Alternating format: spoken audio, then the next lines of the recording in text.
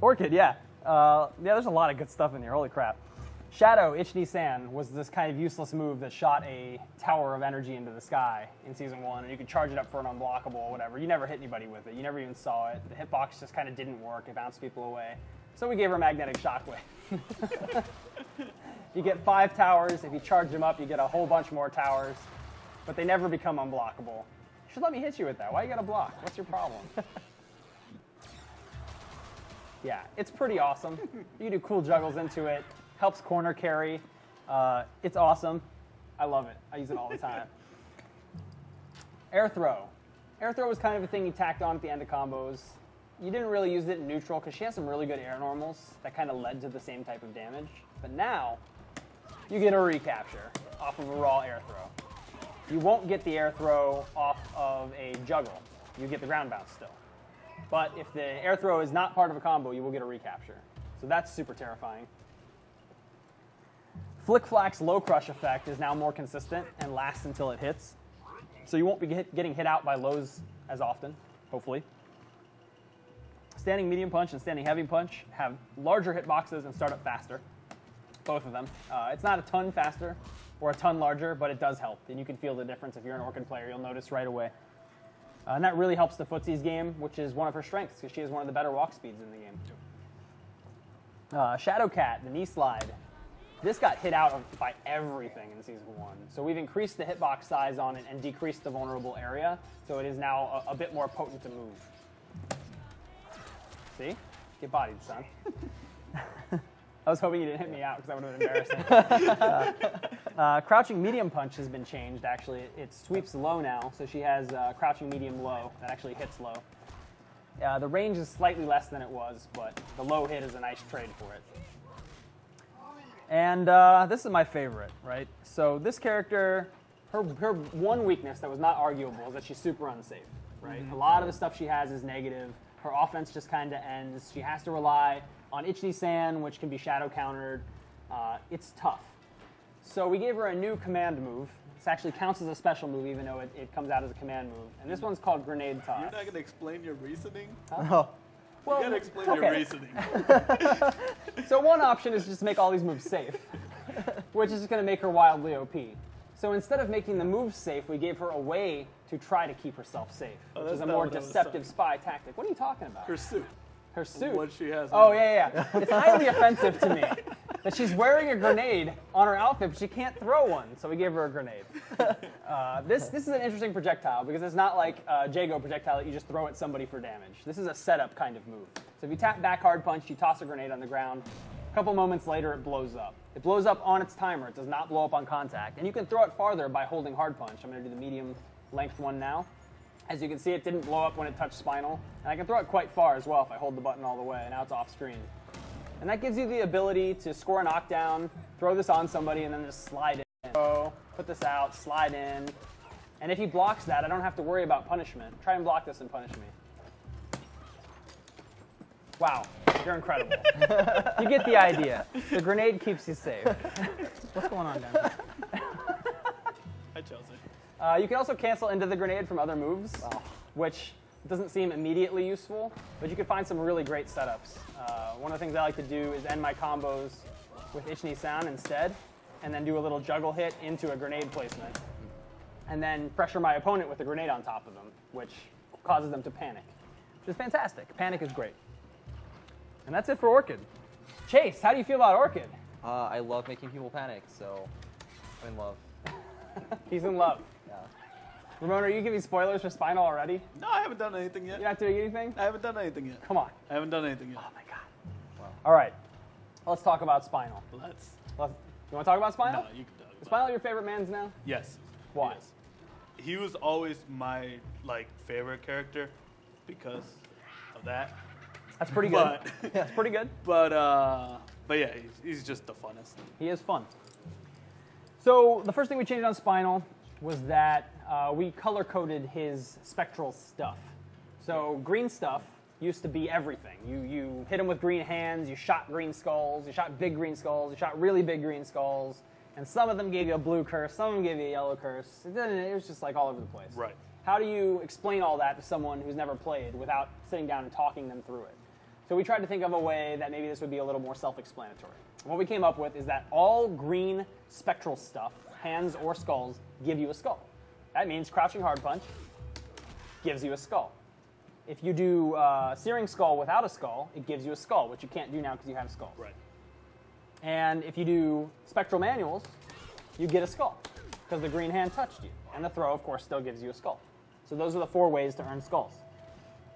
The the skulls that you shoot with a skull are now blue because they curse your Shadow Meter. And they leave that blue mark on you, just like they used to in Season 1. And of course, the Shadow Searing Skull is yellow now because it curses the Instinct Meter and leaves the yellow curse on you. So everything's color-coded. He's a more colorful character now. And hopefully that'll make him a little easier to understand for newer players when they're getting bopped. Next spinal change is that the Shadow Bone Shaker is now projectile immune. It was not before, but the heavy version with Skull was, and we thought that was a little confusing, so we gave that to the Shadow version as well. His throw range was increased ever so slightly. It's very, very, very tiny increase. Shadow Searing Skull now applies its curse on the first hit instead of the 5th hit. So in those weird situations where you juggled into it, and you got the first hit and then they bounced out and you didn't get the curse and you were very upset, now you'll get the curse. That's very nice. The drain rates on his blue skulls have been lowered 20% to match with the rest of the meter gain rates in the game. So he drains Shadow Meter a little bit slower than he used to, but Instinct Meter drain rate is the same. And his dive kick, his dive kick now causes a ground bounce when hitting an airborne opponent. So you can get a little combo off that. What I like to do is a Crouching Hard Punch to earn a free skull.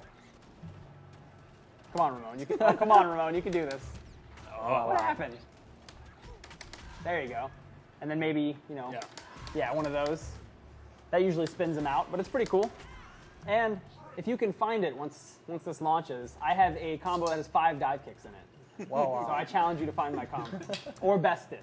More dive kicks in your combo. I've also given Spinal a new skull option, and let me explain why before you freak out. I believe, I wasn't there for Season 1, but I believe the character design of Spinal was to be a not-so-great character without skulls, and to be a very, very great character with skulls.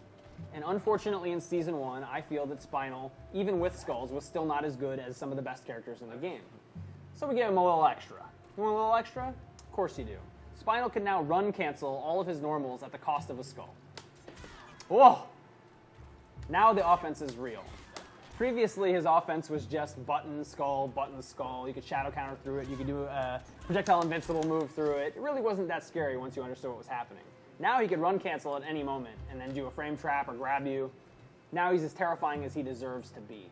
Wouldn't you agree, Mr. Ramon? I would. Although I'm still not using them much. I need to. Have you played QA Matt's Spinal lately? No. It's so scary. Matt's free, so it's okay. What? Yeah, you're What? Okay, a grudge match coming later. That is Spinal, ladies and gentlemen. He is a scary, scary man. Very spooky. This should be fun. All right. And finally, we'll talk about our final rebalanced character, Fulgor. I know you guys are looking forward to this because of our Evo panel. We talked quite a bit about our big plans for Fulgor and reworking his meter. Didn't really like the way in Season 1 that you had to stop playing the game in order to get the meter to play the game. So we've made quite a large number of adjustments to Fulgor, so bear with. Number 1, Fulgor's meter mechanics are, sorry. Fulgor's meter mechanics have been completely reworked to reward aggressive play with faster meter gain. As a result, he can no longer manually charge his meter, and the charge command has been removed. Quarter circle back kick no longer charges your meter. That is actually the teleport command now, so you don't have the Dragon Punch to teleport anymore. So as you can see, I guess we need to get rid of the max meter, huh? Yeah. Make this really work. Human. Yeah, make him human, and then shadow meter normal. And let's hype beam it up and get rid of this stuff. Cool. So as you can see, there's a little blue bar on top of your reactor, and your reactor is always spinning. The reactor's spin speed changes how fast that blue bar fills up. When the blue bar hits the top, bink, you get a new pip. Do you want the spinner to go faster, Chase? Do you? I do want to go Of faster. course you do. Yeah. So you attack. If you can make your opponent block or get hit by pretty much any of your moves, the spinner will spin faster, and you'll see it flash yellow. The whole meter flashes yellow every time you do something positive that spins up the speed. Auto triples, they spin it up real fast. Now, of course, the spin speed is like any wheel that you would spin in real life. It decays naturally. If he just does nothing, it'll just slow down on its own. But there are other ways to slow it down as well, and you'll see the meter flash red when you do those things. The first way to do that is to use energy systems. If you shoot fireballs, if you shoot lasers, or if you teleport, that's an energy system. And it doesn't take meter away from you, but it slows your spinner down and causes you to get less meter in the future. Additionally, getting knocked down also spins your spinner down. So don't get knocked over if you want to keep that spin speed up. And there's one other way to spend spin speed, which is the Devastation Beam, which is now available outside of Instinct mode. It does less damage, but it drops the spin speed all the way to the bottom and takes all your meter away. Yes? I have confirmation from QA Matt that Ramon is going to get bodied. Oh, wow. We have confirmation Bring from QA it. Matt that Ramon is free. So yeah, like I said, Reactor always spins, Fulgor is always gaining pips at a minimum rate.